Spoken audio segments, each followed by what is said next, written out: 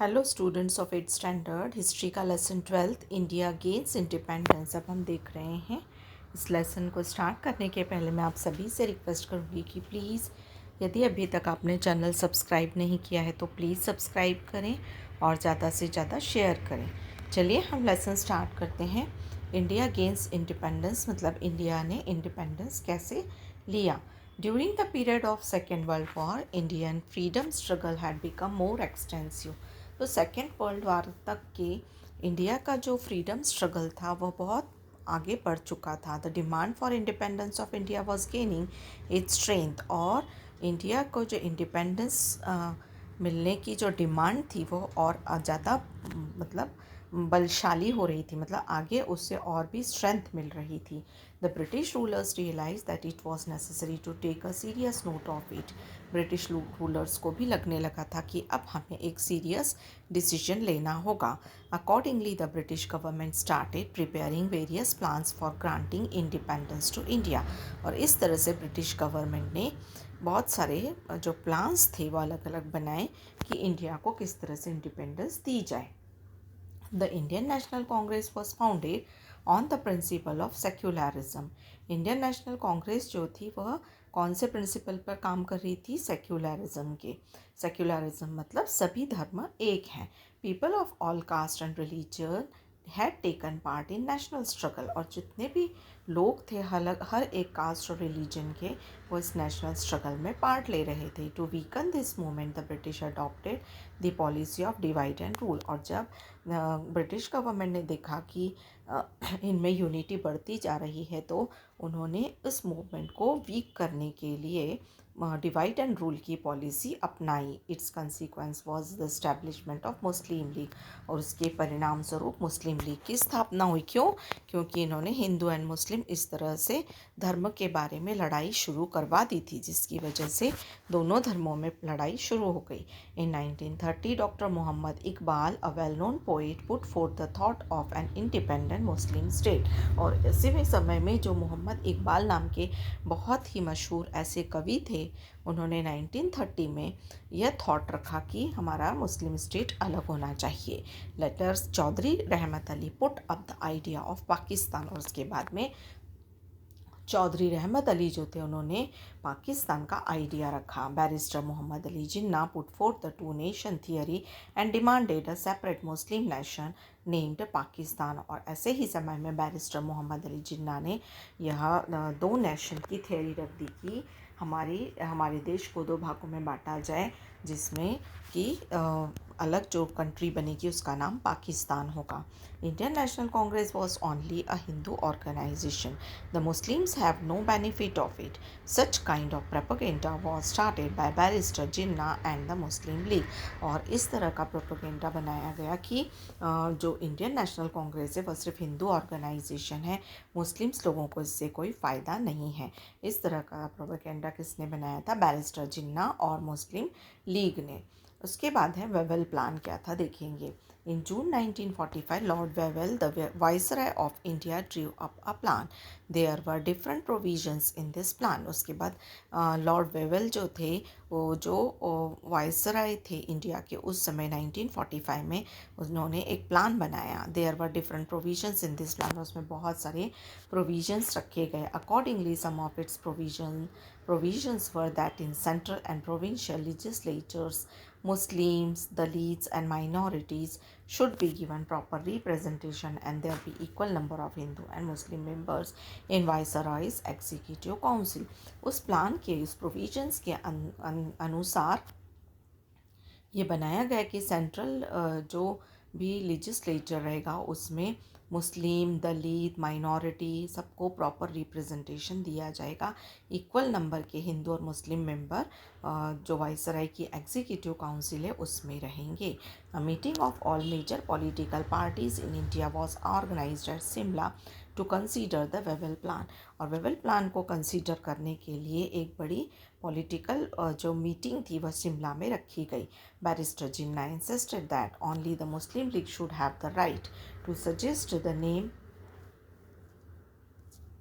of Muslim representative to Viceroy's executive council. और ऐसे समय में बैरिस्टर जिन्ना ने यह प्रस्ताव रखा कि मुस्लिम रिप्रेजेंटेटिव्स जो चुने जाएंगे मुस्लिम लीग से, वो चुनने का अधिकार सिर्फ मुस्लिम जो लीग है उसी को ही होगा।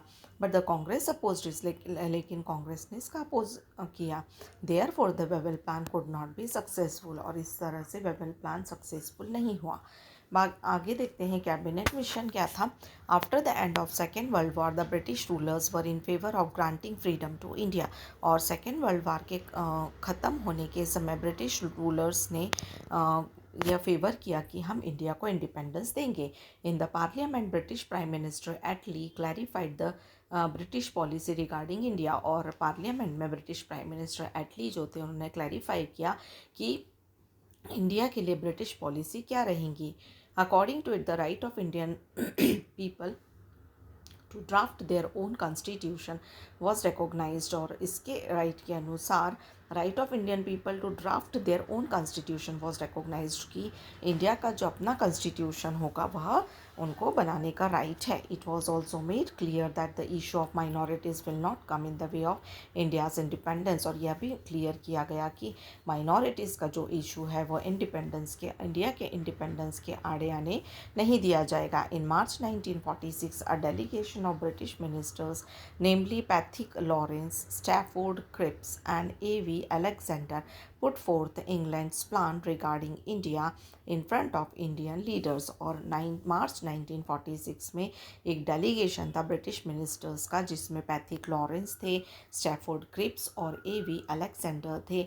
उन्होंने इंग्लैंड के प्लान के बारे में जो इंग्लैंड्स प्लान जो था रिगार्डिंग इंडिया उसको इंडियन लीडर्स के सामने रखा कि इंग्लैंड का प्लान इंडिया के बारे में क्या है, उसे उन्होंने इंडियन लीडर्स के सामने रखा जिसे कैबिनेट मिशन कहा गया। Some of the provision in the plan were not acceptable to Congress. और इस तरह से कुछ प्रोविजंस थे प्लान के वो कांग्रेस को एक्सेप्टेबल नहीं थे। Similarly there was no provision of independent state for the Muslims. और इसी तरह से इंडिपेंडेंट स्टेट जो मुस्लिम्स का था उसके लिए भी कोई प्रोविजन नहीं था। So the Muslim league was unsatisfied, इसलिए मुस्लिम लीग अनसेटिस्फाइड हो गई। Therefore cabinet mission was not fully accepted. और इस तरह से जो कैबिनेट मिशन था वो भी फुल्ली एक्सेप्ट नहीं हुआ। बाद में है direct action day. Since the demand of Pakistan was not being fulfilled the Muslim league decided for direct action. और जब पाकिस्तान बनाने की जो डिमांड थी वो फुलफिल नहीं की गई तो ऐसे समय में मुस्लिम लीग ने डायरेक्ट एक्शन करने का डिसाइड किया। Accordingly 16 August 1946 was declare to be observed as direct action day. और 16 अगस्त 1946 को डायरेक्ट एक्शन डे इस तरह से नाम दिया गया by the Muslim league.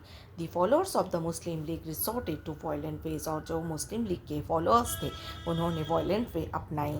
There were Hindu Muslim riots in various parts of the country. हिंदू मुस्लिम लोगों के दंगे बहुत सारे भागों में हमारे देश में हुए। There were massacres in the Noakhali region in the province of Bengal.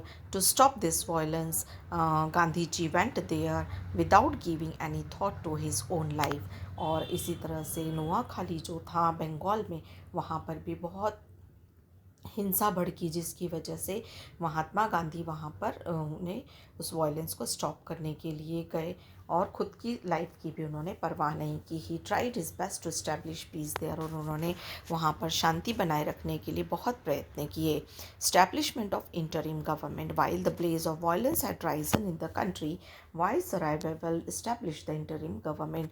जब हमारे देश में बहुत सारा वायलेंस भड़का हुआ था तब लॉर्ड वेवल ने एक इंटरिम गवर्नमेंट बनाई। Pandit Jawaharlal Nehru was the head of this government. और पंडित जवाहरलाल नेहरू को इसका हेड बनाया गया। The Muslim League initially denied to participate in the interim government but later participated in it. But since the leaders of Muslim League adopted the policy of obstruction, hence the interim government could not work smoothly. पहले तो मुस्लिम लीग ने बिल्कुल इस government को माना ही नहीं, बाद में उसमें बहुत मुश्किल से पार्टिसिपेट किया, लेकिन फिर भी उन्होंने पॉलिसी जो ऑब्स्ट्रक्शन की थी कि हम इससे तोड़ेंगे, इस तरह की एक नीति उन्होंने अपनाई और इस तरह से इंटरिम गवर्नमेंट अच्छी तरह से काम नहीं कर सकी। माउंटबेटन प्लान क्या था? England's prime minister Attlee had announce that England would leave its dominion on India before June 1948।